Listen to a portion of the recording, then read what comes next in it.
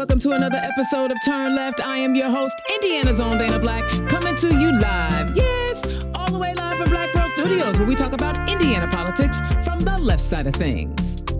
Welcome back. Another episode of Turn Left, Indiana's own. Thank you so much for tuning in. So, I got a question for you.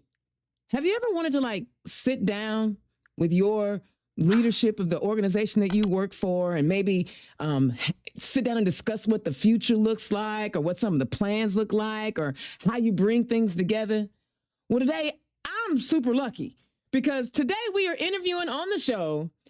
Indiana's own Dana Black is interviewing the CEO of ActBlue, Regina Wallace-Jones. Welcome to the show.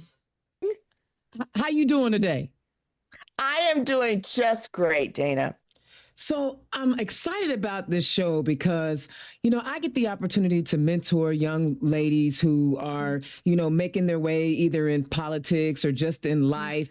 And they're always curious about how they are able to excel. And here you are, the CEO of a large organization. And I would love for you to, take an opportunity to share some tidbits and secrets. But tell the people who you are and where you come from. Well, so I am a California native as much as I love Indiana. And actually, I'm on a red eye to Indiana tonight. Yes, I am. I've got a child who is playing some tournaments there. So I'm excited to come join you in your great state of Indiana. But I am a native of California, born, bred, raised, and largely stayed. And I have raised my family here. I have two beautiful daughters, along with my husband, and just past the half-century mark. Welcome to the club. Welcome. Thank you very much. I'm starting to say that loudly because I'm not ashamed of it. I'm proud of every one of the 52 years that I've been gifted with. So coming from the state of California, obviously, I feel very blessed with a lot of good weather and a lot of good vibes. I was born in the Crenshaw district of Los Angeles and migrated my way out to the Valley. So I spent the majority of my childhood in the Valley. Came up to Stanford for my undergraduate work, went back down to Westwood for my graduate work, and then married my husband, whom I met as an undergrad, and moved back to the Bay Area where I have stayed. You already know this, but for your listening audience, I am also the former mayor of my city, the great city of East Palo Alto, which is about 5 minutes outside of Stanford University, my undergraduate alma mater, and have really spent the majority of my adult life here in the greater Bay Area, driving impact and making a difference. I am a trained engineer, so that's actually how I started my career. I bolted on top of that an interest in public policy with emphasis in technology and telecommunications policy. And those two things combined have really led me to both be interested in innovation, which is something that I feel really excited to be driving at ActBlue, but also in public impact of said innovations. So this is where I find myself being fascinated, where I enjoy most spending my time, and where I am excited to be making a difference here as the CEO of ActBlue. So you and I are both women of a certain age, and I recognize that as a young person, I didn't have anyone that was pushing me towards tech. It wasn't like it was being introduced to me. I mean, I think there was one computer in our whole junior high school. But what was it that pushed you or made you decide that you wanted to go into engineering as a career? That's not a clean answer for me. What I know for sure is that math and science were two of my areas of strength in my K through 12 educational experience. I actually came to Stanford with the idea that I was going to pursue law at some point, and got into my coursework, really started to reckon with what I naturally excelled at, and also how I loved spending my time. And the things that were pointing to the law were not the things that were ringing true for me. Mm-hmm. I had some senior colleagues who I still credit with my reasons for pivoting to engineering today. I think of them as mentors now. At the time, they were just a year or two older than I. And, so one of the things that they used to say to me is, Regina, if this is where you're really excelling, why isn't it that you are not exploring uh, disciplines, majors, and career interests where you have extraordinary strength? Mm-hmm. Really, engineering was not something that was cleanly presented to me as a child, as a teenager. Medicine, law, these are all like well understood areas that folks who had intellectual capabilities and were disciplined in their educational attainment were often steered in these directions. That everyone understood engineering, I would say, is understood best by engineers. And I didn't have a lot of them in my social network. Interesting. So it wasn't until I got to college that this became a real part of my consideration. And after changing my major 5 times, I stuck with it and graduated. I love it. I love it. And because I was always a little nervous about tech when I was a late bloomer, and I didn't go back to undergrad till I was 35. And so it was either healthcare or computers. And I figured the computers weren't going to bleed on me. So I was going to be in great shape. But what do you say to those young girls who may not be being introduced to the opportunities that technology will bring them, not just financially, but the way they view the world? So 3 things. First, I'm actively raising 2 daughters. I think of them, they're almost young adults now. But one of the things that I got really, really focused on when they were in elementary school was that 5th grade mark, because that's the mark where many girls start to fall off and Mm-hmm. stop believing that they actually have the ability to survive and thrive in the math and science oriented disciplines like engineering. So I really lean in there, not just for my daughter, but for all girls. Anytime I'm given an opportunity to talk to young girls, anytime I'm given an opportunity to present, there is where I really want to focus, right at the point where we could lose them because no one is challenging them to stick with Mm-hmm. it. And so that's number one.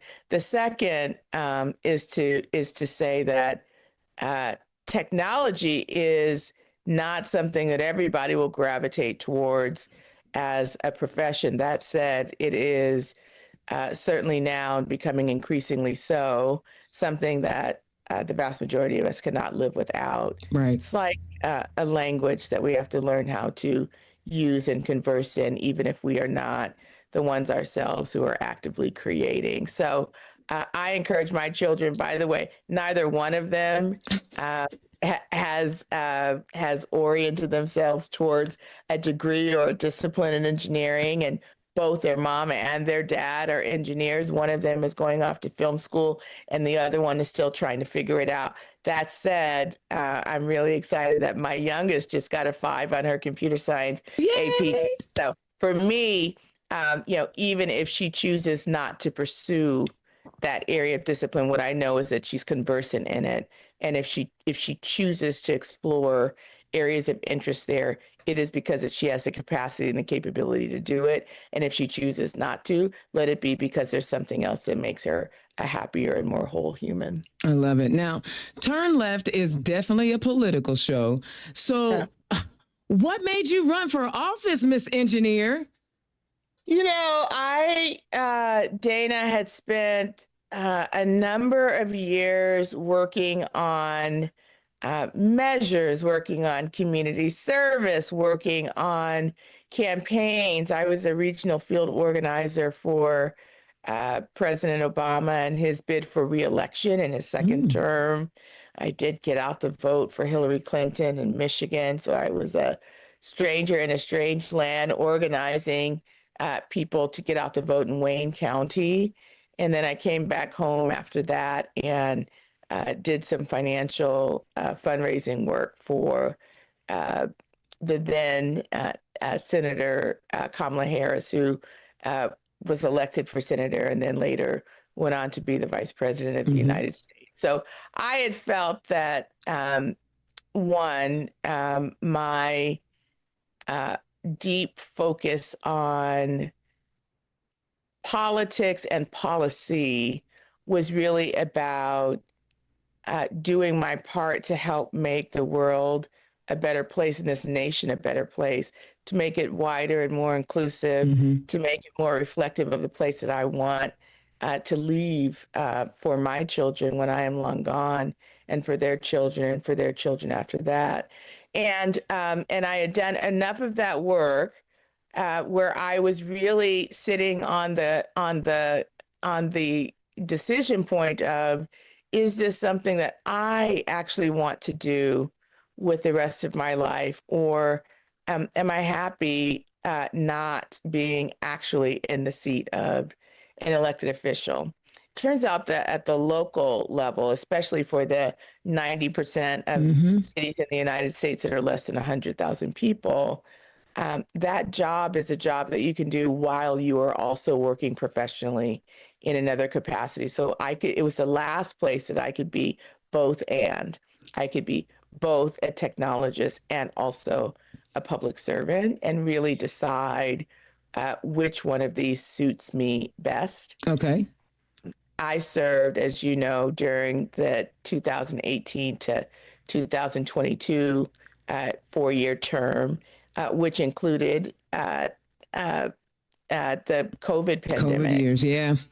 Right. And if anyone goes to my campaign website today, what you'll know for sure is the things that I was talking about that I wanted to shift and make a change on were none of the things that I was focused on. Right. When COVID was everything the changed. Everything changed, and I know that I exited out of that term feeling deeply exhausted. Every minute of my time was spent working for and advocating for the people of East Palo Alto. We are a city that is in the second wealthiest county in the state of California, but a city whose average or median income is well below the median income of the county. So I frequently say of East Palo Alto that when it's cold everywhere else, it's freezing in East Palo Alto. And, there we are, more essential workers, more highly exposed to COVID itself, had to work when children were home, just needed to be very, very creative about how we got through that moment together. And I felt that I had served the city well. And I also felt deeply exhausted in the journey at a time when my children were, as I said, in elementary school, middle school, probably would have benefited from seeing even more time from their mother. And I was really questioning, was I deploying my balance of time correctly? That year, 2022, was a year that I spent in deep reflection. I stared at a lot of candles. I prayed a lot of prayers. I asked a lot of, was all of this that I've done over the arc of, this last 48 years really worth it? And out of all of that reflection came an opportunity to consider being the CEO of ActBlue. And it turns out that in the seat that I'm sitting in right now, it makes the highest and best use of my technology skills. It makes the highest and best use of my depth of understanding of political spaces and political candidates and policy and legislation and all the things that go along with being in the seat that I'm in. And for this moment in time, Yeah. I feel deeply fulfilled using all of my skill sets in ways that I could have never imagined, but also that are perfectly fashioned just for me. I love it. I remember when you came on board, because I think I started about 8 months before you did. And I'm nosy. So I went and looked at your LinkedIn and who is this person that's coming in? Who's going to be the boss? And I was real honest. I said, wow, they found a Dana Black that wants to be in the C-suite. I never wanted to be in the C-suite. Y'all have to make too many decisions. I like being down here where I can just clown a little bit and have a little fun. But it was so awesome to see myself in who you were as our new leader. And a lot of people don't, know that's what I thought in my mind. But that was one of the moments I realized. I was like, oh, I really want to stay at ActBlue.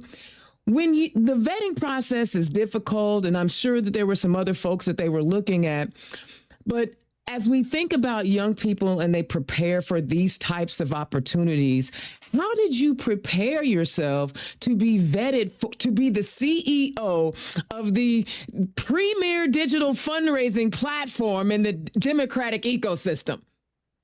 Okay, so let me just say a couple of things about this because, oftentimes for leaders, executive leaders, or even, political leaders, we imagine that this person has dreamed of this for their entire lives and have spent every moment sort of plotting their ascent.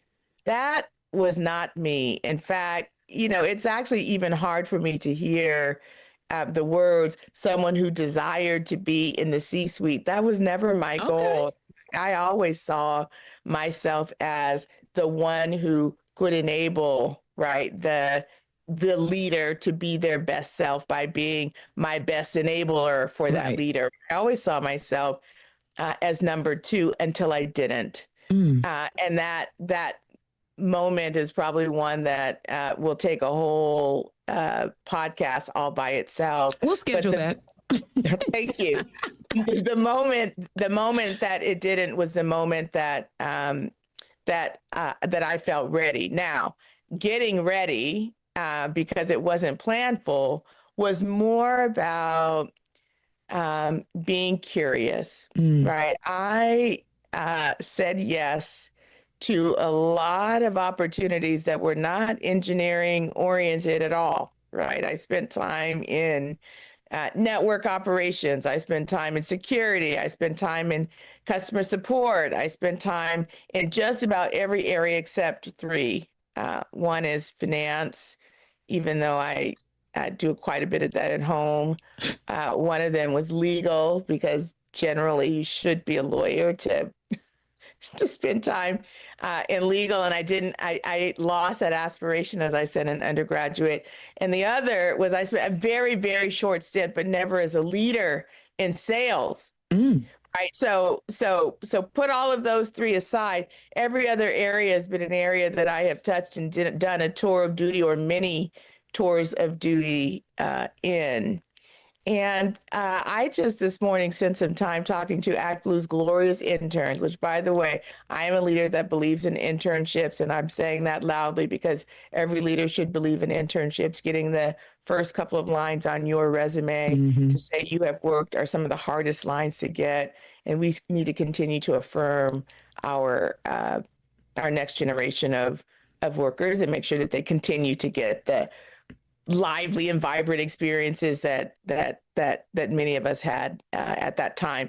I remember saying to them, every experience is an opportunity for you to learn what you love and an opportunity for you to learn what you don't love. Yes. So none of it's wrong, right? Everything happens exactly as it should. And coming out of each one of those tours of duty, I would spend time reflecting. What did I love about that? What did I not like about that? If I could do more of this, what would it be? If I could, mute aspects of this, what would that be? And so those then helped me examine future opportunities with a keener eye and with a stronger sense of discernment about what's right for me. Some people pursue leadership sort of using a model, a frame, right? Such and such got to the position that they're in by doing X, Y, and Z. So if I do X, Y, and Z, I will put myself in the position to do the same thing. I never had that model. Okay. It was always for me about what is true for me. What is true for me now, what is no longer true for me, what makes sense for my family in this moment, because family is so important to me. And each one of those yeses that I said, it turns out, as I was staring at that candle, asking myself, or those many candles, asking myself, did all of these choices make sense? It turned out that each one of those yeses, each one of those forging opportunities was the perfect additional ingredient to make me ready for the seat that I never knew that I would occupy. I love it. So I'm a little bit less methodical with my but definitely lean into this idea that everything happens exactly as it should. And as we hold our sense of true north, our sense of who we are, and evaluate all the opportunities that we're engaged in against that, that's very difficult to go wrong. I love it. And like I said, I'm very glad that you joined us, because it gave me a boost. Like, oh, okay, I see myself. Now, let's talk about ActBlue, because the folks in Indiana know, yes, I'm Indiana's own Dana Black, but they're also calling me ActBlue's Dana Black, right? Because this is the thing that I talk about more. I did my thing of saying we're the premier digital fundraising platform, but one of the other things I like to share with people is that we have democratized connecting small dollar donors with the candidates and causes that they care about. For over 20 years, what is this, 23 years now we've been doing this? Going on 23, we just celebrated our 22nd anniversary. Yeah. So talk about what ActBlue meant to you before you joined. And then I know that there's a pride because I spend time with you. And then, so how does it feel now as you've been leading it for almost 4 years? Yeah. So let me just say a couple of things.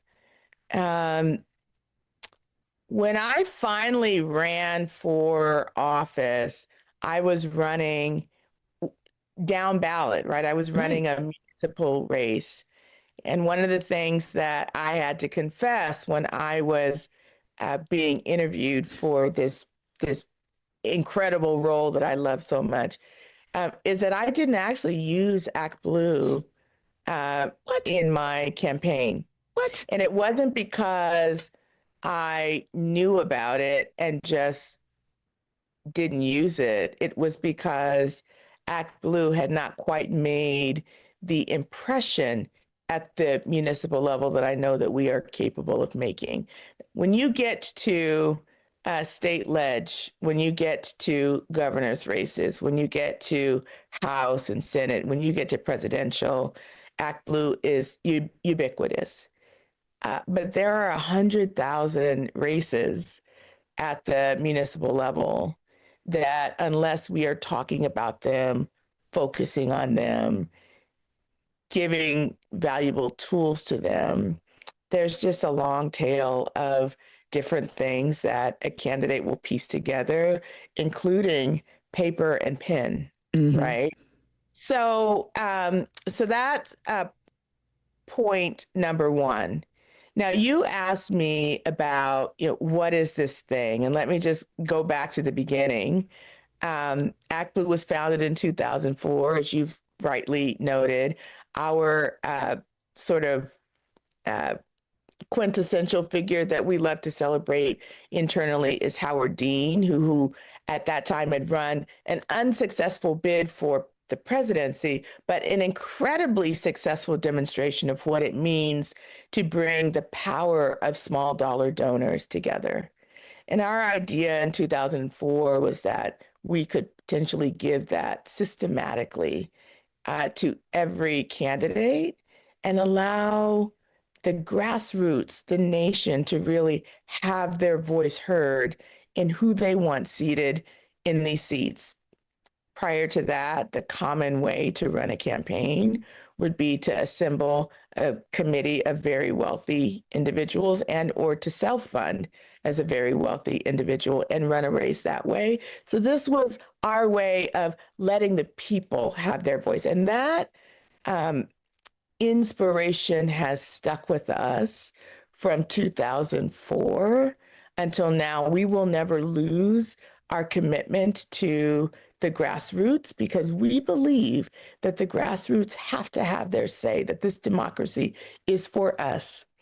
And if we can't be participants in it in every way, be it knocking on doors, be it making phone calls, be it making a donation, right? That we, the very people who will be affected by those who are seated, are locked out of the selection process. And this is important to us. So we hold it dear. We have been perfecting that concept for the last 20 years. Yes. And when I walked in, what I said was, it is a powerful thing that we have done. And also, we can do more. Mm-hmm. We can be more. We can expand more. We can drive bigger impact. So in particular, the municipal candidates, just like myself, we are now on a path to making tools for them that are as high quality as a federal candidate would use. Why? Because once we give them that piece of the puzzle that's sort of wiped out, you've got the very best tools powered by ActBlue, that now we can just look at the candidate. Because now it's about ideas. It's about who can bring the best ideas forward to help us perfect this democracy in this nation that we all love. So that is something that I deeply care about. And in the last year and a half, we have launched 8 new products to do exactly that, right? To empower and to drive much deeper impact down ballot. And while we're doing that, to also expand the solutions, the capabilities that we are offering at the top of the ballot beyond just small dollar fundraising. So I feel excited about what we've unlocked. I feel excited about the momentum. I feel excited that ActBlue has been able to do this under tremendous political attack. What it says is that we are a disciplined organization that is skilled at wartime and peacetime at the same time. And that is by intention. I feel proud of that. And I feel proud of the organization that we have been, and are continuing to become. Yeah, and see, I purposefully did not even want to talk about that nonsense because, like, you know, when you're good at what you do, of course they gonna come for you. If we weren't electing Democrats, of course they gonna. So my show was about love. We gonna let that hate live over there, okay? Because Thank you. that ain't what I'm trying to talk about. Because I am trying to help candidates in Indiana. This is a deep red state. And actually, it's not as red as people think it is. It's just we have a voter turnout problem. We have a voter suppression problem. And we have a problem where, unfortunately, not all of our infrastructure on the Democratic side is as solid as it needs to be. So, you got folks like me putting on trainings and doing these interviews with candidates to get their names out. You have another organization that's doing like rural engagement. So we haven't built that cohesiveness. And so for me, when I wanted to talk to you about ActBlue, I remember being at the Hoosier Women Forward brunch, which we've sponsored a couple of times, and I'm really proud of that. I was at that brunch, and it was just announced in our internal communications that we had acquired a tool, our field tools, and we were creating this campaign in a box. Talk about that concept. I mean, how did you know who to get, what pieces to get, and how are you looking what are all the pieces that you want to put in this box for these candidates? Listen, I'll never be able to name all the pieces of the box, but let me give you the impetus behind the concept. Okay. As a former municipal candidate who ran a race, I came to the race as a technologist. So I knew there are certain problems that I need to solve, and I went hunting for the technology solutions that were going to help enable me to solve those problems so that I could focus on being the candidate. At the municipal level, there are not consultants, right? There are not massive teams. Mm-mm. Often there is one candidate and a fractional percentage of time from many volunteers, if any, right? A mother, a daughter, right? Mm-hmm. And they often have a full-time job. They cannot be focusing on just you. And so the difficulty, right, of knowing what you need and then being able to string all of those things together, particularly if technology is not your first language. Technology was my first language, Regina. And when I ran in 16, the only thing I knew was ActBlue. I didn't know Uh, about any of the other tools that were necessary. And I have 3 tech degrees. So even though some of us had those degrees Amen. and knew that, we still didn't know what we needed in the political space. That's a very, very valid point, right? So what I remember what I did, I had no CRM. I would send periodic emails out to all my supporters. I actually used PayPal. I didn't use ActBlue. And I, for my door knocking, used a completely different tool altogether. At the end of my campaign, all of that data was all over the place, right? My Mm-hmm. Twitter data was sitting inside of PayPal. My canvassing data was sitting inside of another solution that I used. My emails were all scattered about. Mm-hmm. Mm-hmm. No way really to pull it all together. And then, of course, I had volunteers that were doing social media for me. So all of the playbooks that they were using for the ads that we launched and, the various, fundraising pushes that I did, all of that was just all over the place. Now, I was able to get through it. Mm-hmm. I don't want candidates, especially at the municipal level, Right. get through their campaign the way that I did. I want that to be seamless, integrated, and there for them, not just for this campaign, but for their lifetime. I want them to grow with ActBlue. I want them to, when they move on to county races, when they move on to state races, when they move on to, federal races, that they have the journey that they started with from the municipal level to be with them until the end. Yeah, I love that. And so the only way that you can do that is to do it. Now, technology will change, right? AI is a thing now that was not, particularly part of the conversation in 2018, certainly not for political tools. Texting is a thing now. Yeah. Email was the thing of the past and social media is, much more, present in now and going forward. So what we know for sure is that technology trends and paradigms will change. It's our job to stay on top of them. It's our job to keep innovating and making sure that we're putting the best tools in that box. And it's our job to make sure that they are integrated, seamless, and easy for candidates to use, Yeah. right? So that it's their ideas that we are evaluating them on and not their sophistication with using technology solutions. See, that I love the way that you frame that, because even like I said, I've told people, like, I have met some candidates who are really passionate and that they were really smart, and they really cared about those issues, but they didn't know how to run a campaign. And so I put those trainings together, and now you're doing exactly the same thing that my mindset was. Okay, let's fill the hole. So I'm gonna talk about some of the tools. I'm a little happy because, see, shameless plug, boss. Shameless plug. When you go to our ActBlue website and you select products, most of the products have a video demo.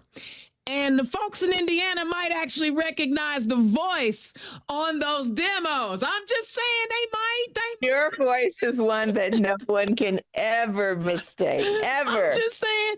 So, like, Field Tools is that opportunity for people to do that text messaging, do that call time. I think is a piece that is amazing. But one of the best options about that Field Tools is their ability to manage their volunteers. Like, it's such I remember, and you remember, you get somebody to tell you that they want to help you. You might write it on a post-it note, and you don't know what they want to do, where they are, So Field Tools is a way for folks to actually organize their campaign. It doesn't matter if you've ever run a campaign before or you've run gazillion campaigns. This tool is amazing. We have a website builder. How many times do you see candidates trying to hire somebody for $1,000 and then they go get the hosting for 4 years and they get the domain and they don't know that all those pieces need to come together? We have a website builder. And I tell people, if you can manipulate a PowerPoint, you can have a professional looking website up for your campaign. We have our call time feature now. And mind you, the part that you are being humble about is that we're reducing the barrier to entry. Mm-hmm. The Field Tools doesn't have a monthly charge. You just pay for what you use. Website Builder is only $40 a month. Call Time, there's no extra charge because all of you candidates, especially my Indiana candidates running for Congress, if you're not sitting down and making those phone calls, me and you need to talk. Anyway. So important. You're dead on. So important. I'm hard on my candidates because I believe in them. But I am so excited about all that we are bringing together, the vision that you have inspired in all of us to help bring these tools together. And I know a lot of people are going to be like, dang, Dana over here, brown nosing like a bad boy. They don't know. They don't know. We just women of a certain age. We've been kicking it, you know.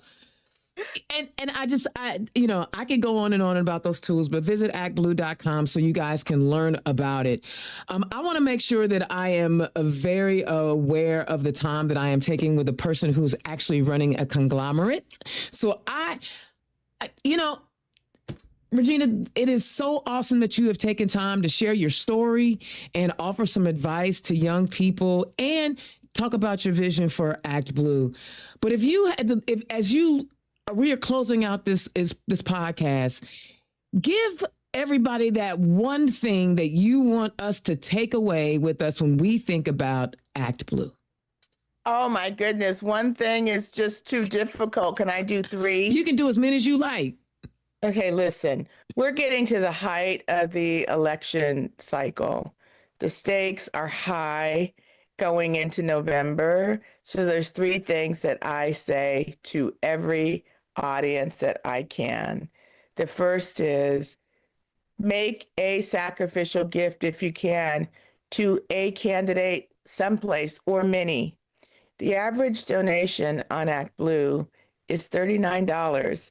When we talk about lowering the barriers, it's not just lowering the barriers for candidates, it's also lowering the barriers for contribution. Mm-hmm. So often, and we just are coming out of a big event that we did in New Orleans during the Essence Festival, and it was a free event.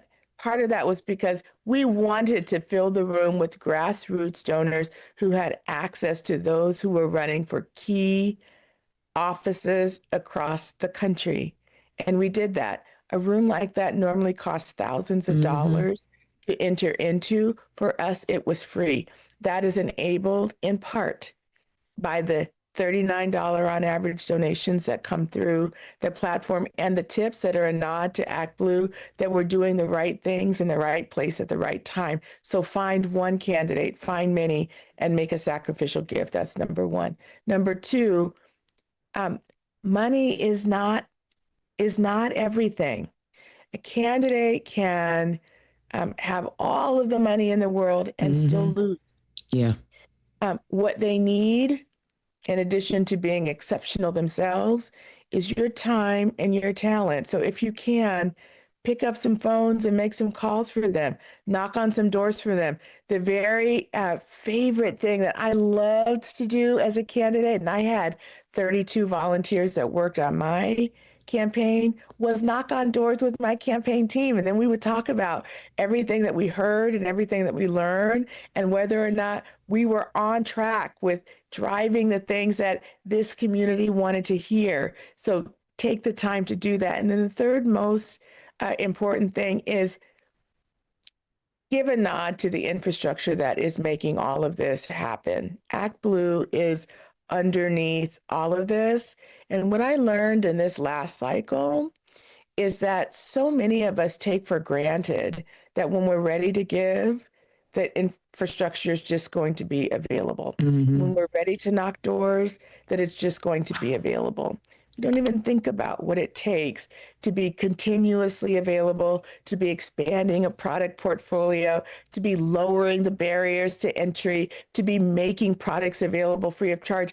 This is because we are not a profit-driven organization. No, we're not.